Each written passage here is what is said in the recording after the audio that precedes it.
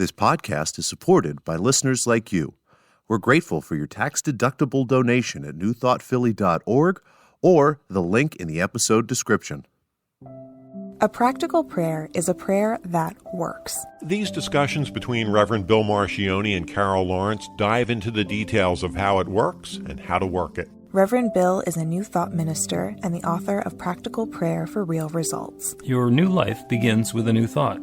Carol Lawrence is on a spiritual quest, finding the New Thought teaching after decades on the pulpit in 3 different traditional denominations. I've got some questions. Together, they're exploring the philosophy and activities that come together from many of the world's religions to create the practical spirituality that is New Thought. Welcome to the Practical Prayer Podcast. I'm Carol Lawrence here with Reverend Dr. Bill Marcioni. And you came up with something that was mentioned at the Anton retreat that I then repeated that has hooked your attention and intrigued you that you want to talk about. Yes. It hooked my attention because it's one of those subjects that it's like a showstopper, It's like it either intrigues you or pisses you off. That's maybe both. Yeah, well, you know what? That's the only 2 responses I've ever gotten. So let me just say what it is. I am God.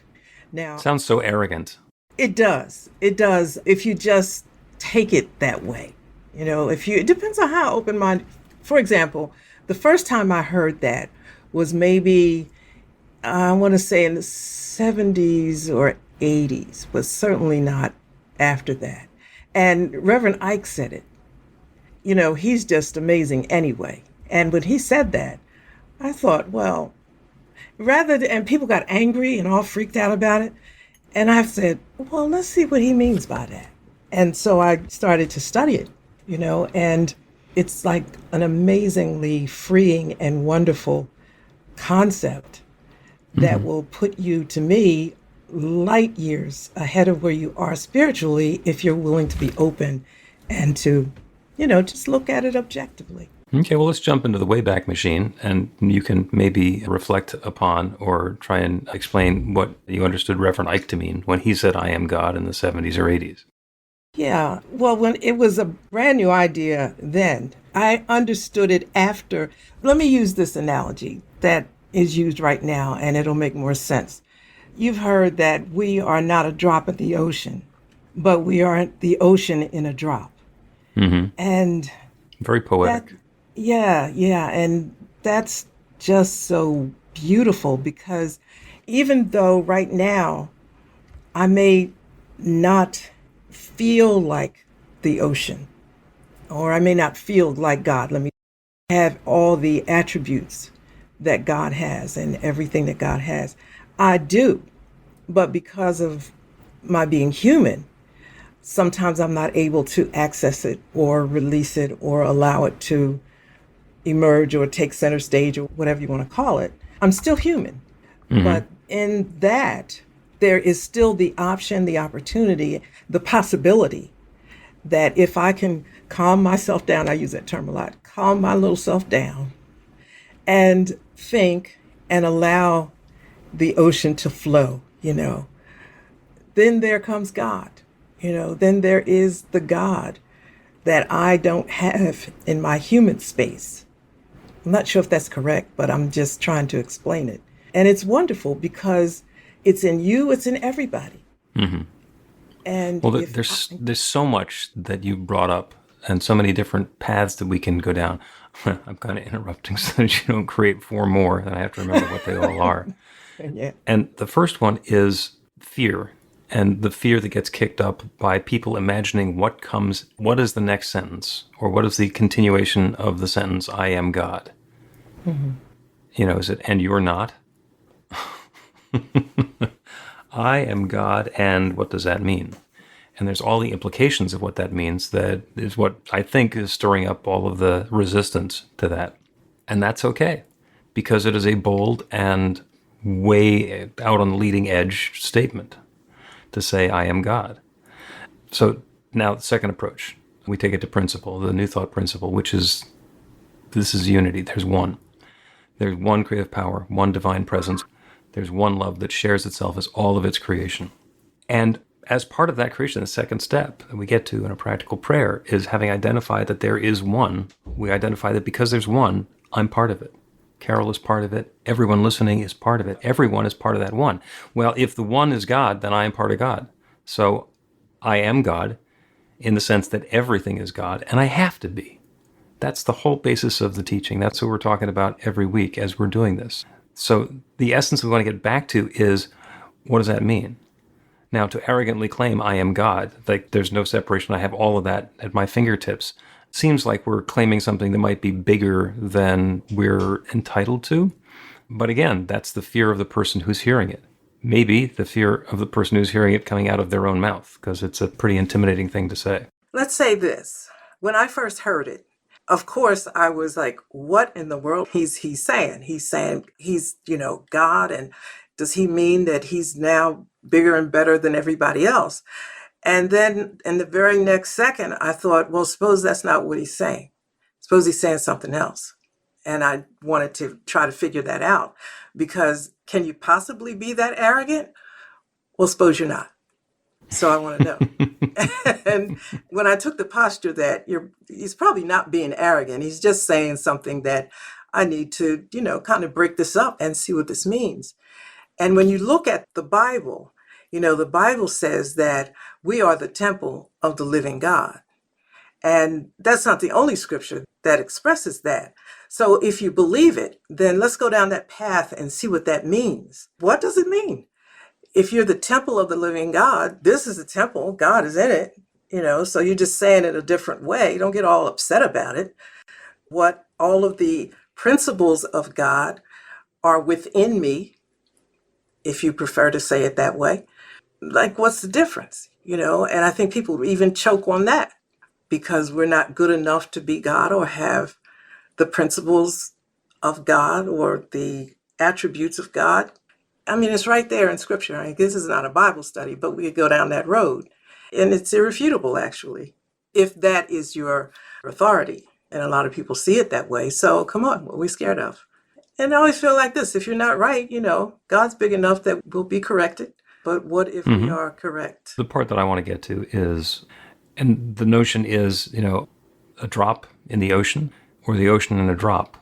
And the model, the framework that we have is there's a raindrop, okay, and you're a raindrop. And as we're a raindrop, we're individualized, and we can tell because we're a drop falling from the sky and then into the ocean. When we get into the ocean, we become undifferentiated from the rest of the ocean. We are still everything that drop was, but there's no boundaries anymore. And so there's the drop in an ocean, the ocean in a drop. And the whole idea behind I am God is that there is no difference. There is no difference between the drop and the ocean. It is our perspective that makes it so. And the important part about I am God is that everything that is available and accessible anywhere is available and accessible to us. And it basically bumps up the teaching that we're doing to that next level. To really claim our truth, to really claim the power that we have and that we are, and be open to the grandeur that is the truth about us. Now, a lot of people want to shirk from our grandeur. It's like, well, I'm kind of God, I'm part of God, I have some God-type stuff, but, I'm not perfect, and then ducking our goodness.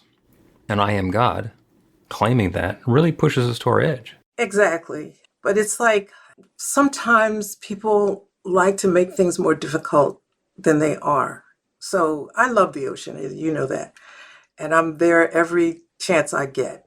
And I'm out there, playing around in it sometimes. And if you just, when I first heard this, the way the ocean and a drop in the ocean, I had a little bucket with me and I looked at the bucket of water and I thought every single property that the ocean has is in this bucket. Every single property, every single molecule, whatever you're going to call it, that's in the whole ocean is in this little bucket, just in smaller quantities. But it's still the same. And when I looked at it like that, I felt very powerful because I am everything that God is, no matter how you look at it. Let's take a break. And when we come back, we will talk some more about oceans and buckets and drops and God. You can put practical prayer to work in your life, and Reverend Bill Marcioni can help. He is offering an online class that teaches you to create your own practical prayer in 5 weekly 1-hour sessions. The final hour brings your practical prayer together, anchored in live original music by a notable New Thought musician. Practical prayer is based on the most effective prayers found in religions and spiritual practices all over the world. Use it to deepen ever more fully into the truth of your spiritual nature. It's the core of a transformational spiritual practice that's simple, even if it's not always easy. Reverend Bill is also available for private spiritual counseling prayer sessions. Together, you'll lean into the challenges you've experienced in life and explore the transformation that's possible through practical prayer. You'll uncover old, hidden beliefs and uproot them to make way for the life of your dreams. Everything you need to know is on the website at b-v-light.com. That's b-v-light.com. Welcome back to the Practical Prayer Podcast. I'm Carol Lawrence here with Reverend Dr. Bill Marcioni. And I am God. And And you are God. And we all have exactly the same claim on I am God. As big and bold and audacious and arrogant as that may sound. but it does, after you study it for a while and think about it, it really doesn't sound all that big and audacious. It really doesn't. Because, and this is not the scripture that I would use to kick off this conversation, but probably sneaks in a little bit, that we're created in the image of God. So you want to look at that word image beyond the visual image, but image in every respect. Then there it is. And it's like, God doesn't have any problem with it, so why do we? Mm-hmm. So, Yeah. And it's, the notion of hiding our light under a bushel. If we are that bright light of God's love, then anything that we're doing to diminish that is actually working against God and our own God nature. It has no place. Hiding the truth or ducking from it doesn't serve anyone. So it's just, I am God takes it way out to the edge and hopefully pushes people's buttons a little bit. oh, it does. I'm sure it does.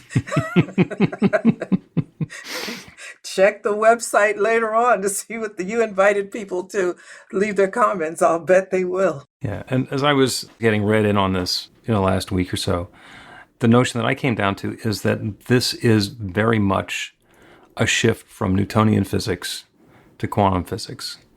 Because in Newtonian physics, it's all about particles and waves and things that are separate and distinct and individualized interacting together. And we think about it like some kind of a cosmic pinball machine with pieces bumping into each other and moving away from each other and orbiting each other and that. And that's a very effective way of describing what's going on in the universe. And quantum physics is telling us that there is something deeper going on. The Newtonian physics is part of the quantum physics, and the quantum physics goes all the way to the core. That's basically the oneness. Everything started as an idea, and that idea is now manifesting as energy and as matter. And it's the way that it's being arranged and the way that it's being experienced is all a matter of consciousness. And so that's what quantum physics is telling us. In Newtonian physics, if you take and I love this, the visual, if you have a picture, a photograph of a rose, and you cut it in half, you will have one picture that's a half a rose and another one that's the other half of the rose. And then you cut one of those in half, you get a quarter of a rose, and you keep on and going and going and going. And you can divvy it up into lots of little pieces. This is the magic of the jigsaw puzzle. That's how the jigsaw puzzle works. If, on the other hand, the film that you're starting with is not a photographic print, it's a holographic print, you see the image of the rose in the holograph. And a hologram is an interference pattern. So it's how the light interacts to make an image. And if you cut a hologram of a rose in half, you wind up with 2 holograms of a rose. They're just smaller. And if you cut one of those in half, you wind up with another hologram or 2 holograms of a rose, the full picture. It's just smaller. And the notion of I am God really applies to that. We are the totality of God. It's not like I have access to some of the God qualities because of the way that I'm living my human life. We are all of that divine presence in a small piece. But all of it is accessible to us. And it's a different way of thinking about it. And that sort of thing just makes me want to go out and get myself a hologram to cut into pieces. I was thinking about, I edit videos a lot, and I don't know, it's one piece that does whatever it does. And no matter how I chop it up, it's still the same. It'll still show up if I chop it in 10 pieces or just one. It'd be exactly the same. Mostly it's text or something like that. And to me, that's really, really comforting, because when I'm going through some stuff of whatever it is, I mean, that's just life. I'm going through life right now, and I feel overwhelmed. I just sit and think about, does God get overwhelmed? So since God is within me, it must be Carol being overwhelmed. Let me step back and let God step forward. And I know it's not a dual thing, because it's hard to explain it like this, but I absolutely acknowledge that God is within me, and I can allow or not allow the expression of God in me. You agree with that? Mm-hmm. You can acknowledge or not acknowledge. It's going to be there. It's So you going to can't be say, there, but there's no God essence inside of me. It's like, yes, there is. I'll say, like, I'm not thinking God right now, or God, Yeah. I'm just getting all in God's way.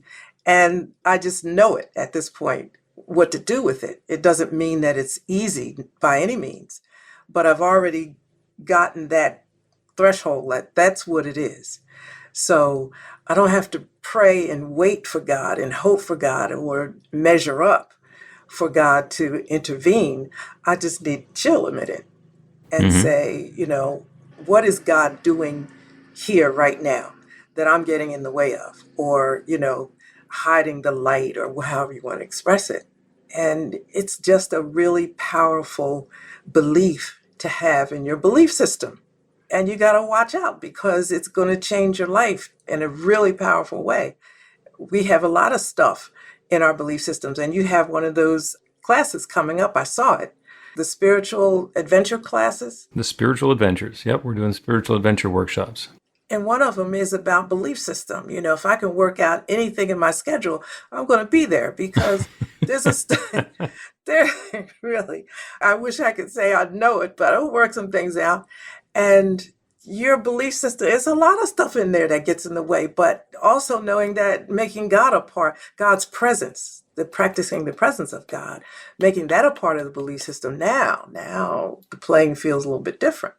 But you got, but you can't be afraid of it. We as individuals, as humans, have the ability to forget our divinity. We have the ability to duck it, hide from it, ignore it, pretend that it doesn't exist. And we are free to choose that. It doesn't change the nature of our divinity. We are that divine power and presence expressed in our own particular way. But when we deny it or forget it or ignore it, then we are able to live a life that seems like it's not connected with the infinite. And that's okay, because free choice is part of that divinity. That's part of our consciousness. We're able to believe in separation, in which case we experience separation, even though the only separation that exists is our belief in it. I don't like pain. Okay. I don't like pain and struggle. So if you tell me that there's a way around it or through it, I'm all ears. And when I discovered New Thought and a lot of the principles that are taught in New Thought, I said, wait a minute, this will help me in a situation that I'm in or getting through. And it makes a whole lot more sense than me struggling, because me struggling is not working here. Mm-hmm. And it's painful, and I don't like that. So is there another way? And if you believe that in the omnipresence and the omnipotence, all power, God has all power, I'm not scared to pull on that, and say, what I'm going through is not God. Well, it's all God, but not God in a way that you're enjoying it. And that's okay. Okay, we'll say it your way. If anybody is entitled and empowered to say, I am God, that means it has to mean that everything is God. So even the stuff that we don't like, which gets back to, pain serves a very valuable purpose, as you have noticed. So if somebody is walking across the beach and the sun is particularly bright and the sand is particularly hot, then they'll go, ow. And their body will tell them it's uncomfortable to be walking on the sand at this temperature. And I actually heard the story over the summer of somebody who had got second-degree burns on her feet from the sand. Well, not sure exactly what the circumstances were, but I would guess that it wasn't a single step onto the sand, ouch, that's too hot, and then stepping back and wound up with second-degree burns. It was probably somebody who felt the pain. It's really hot. I've done this before. I'll be able to make it over to the beach chair.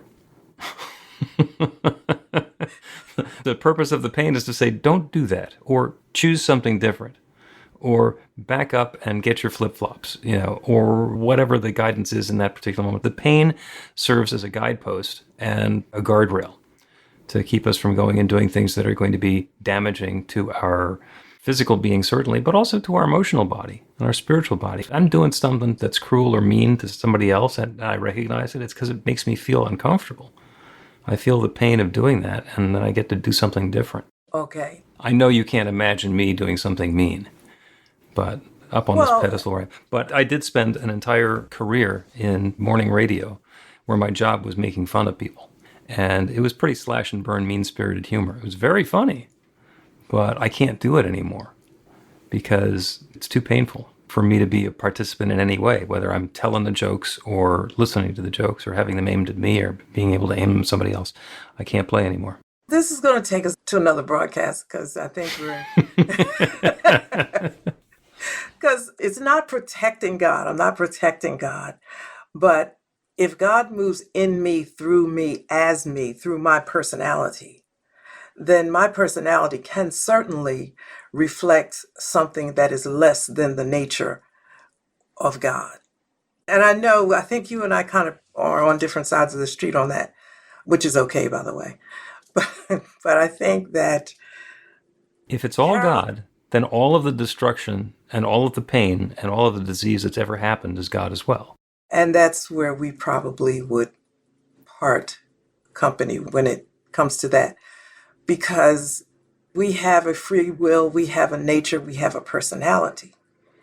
And I'm just talking about me, okay? I'm not going to do anything that's going to destroy the world or hurt anybody really badly, but I hope. No current plans anyway. No. But I do, but I do have thoughts that are less than what I would like them to be.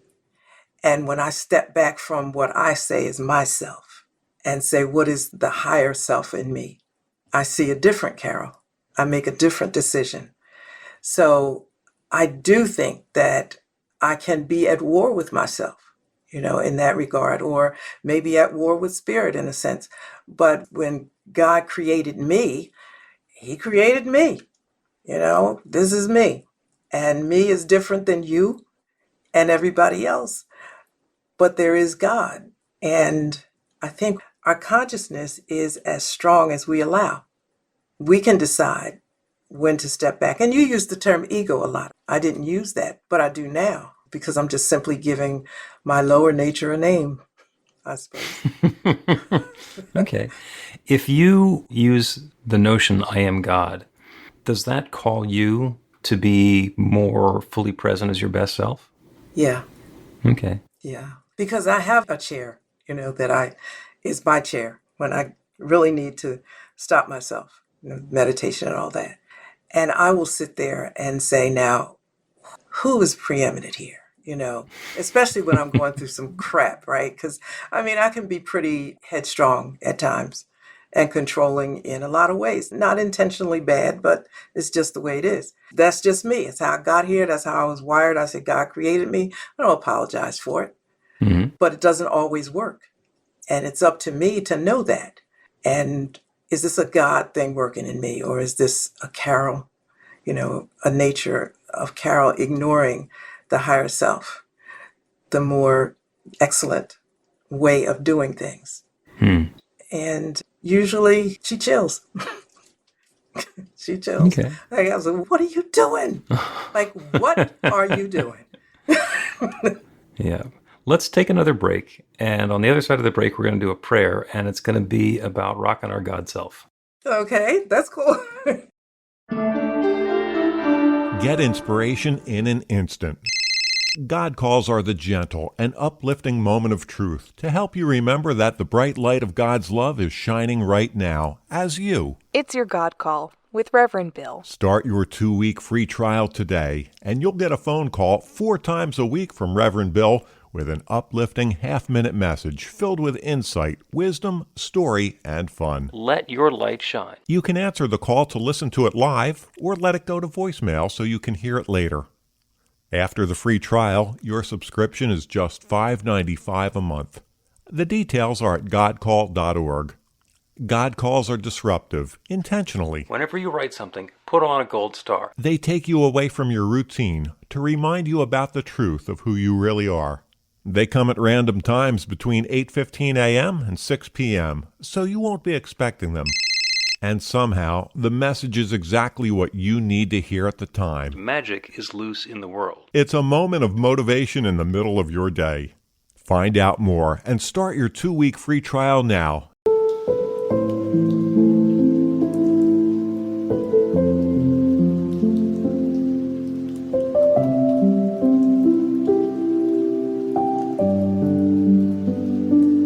Welcome back to the Practical Prayer Podcast. I'm Carol Lawrence, here with Reverend Dr. Bill Marcioni. And the topic this week is I am God.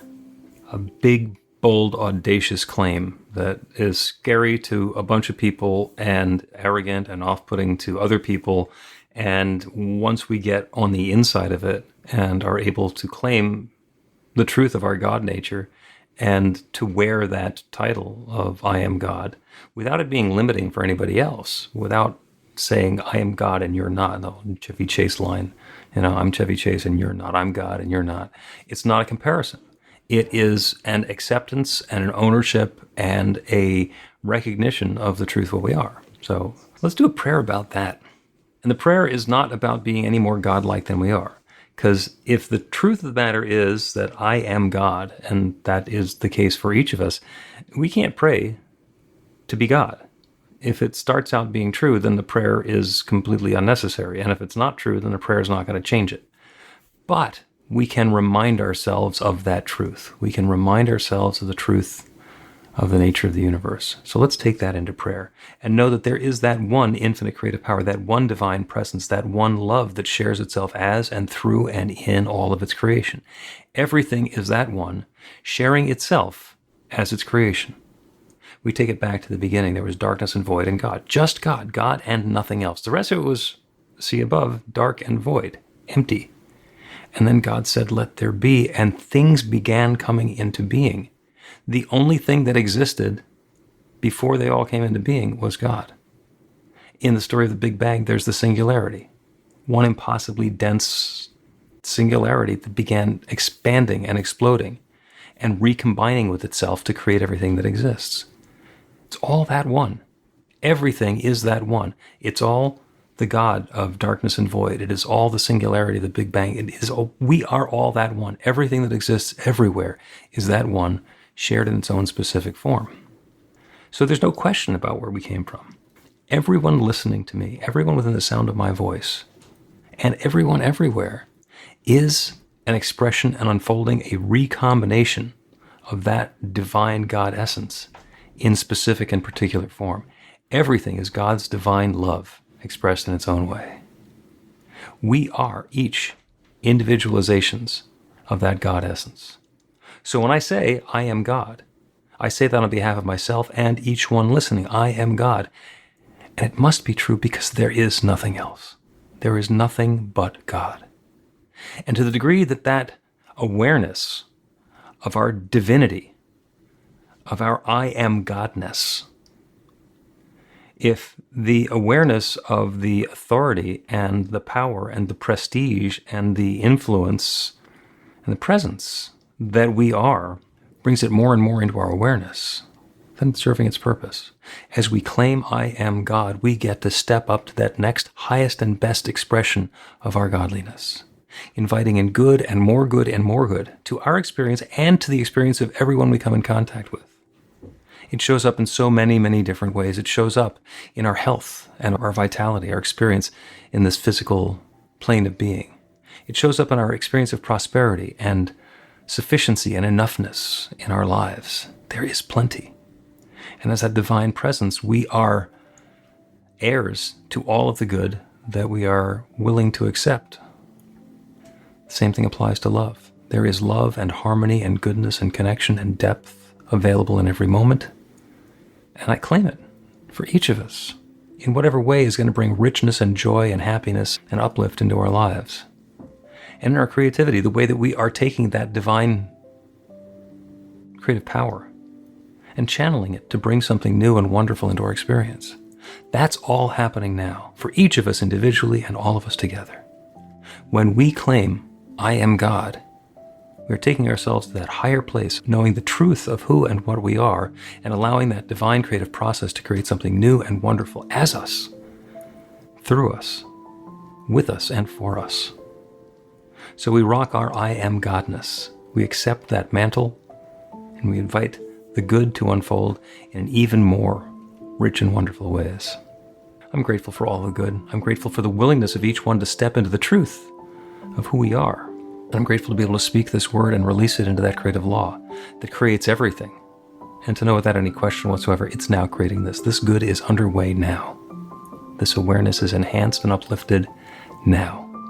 And so I let it be. And so it is. Amen.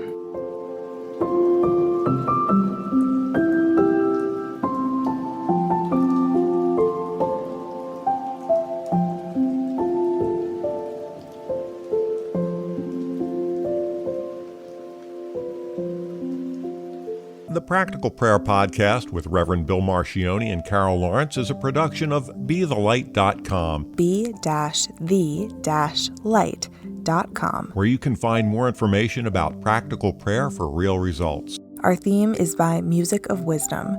You can learn about the spiritual community of New Thought Philadelphia with daily guided meditations, Weekly celebrations of spirit and Reverend Bill's classes in practical spirituality at newthoughtphilly.org.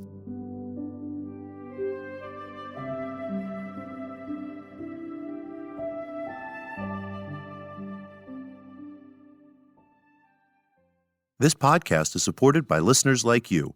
We're grateful for your tax-deductible donation at newthoughtphilly.org or the link in the episode description.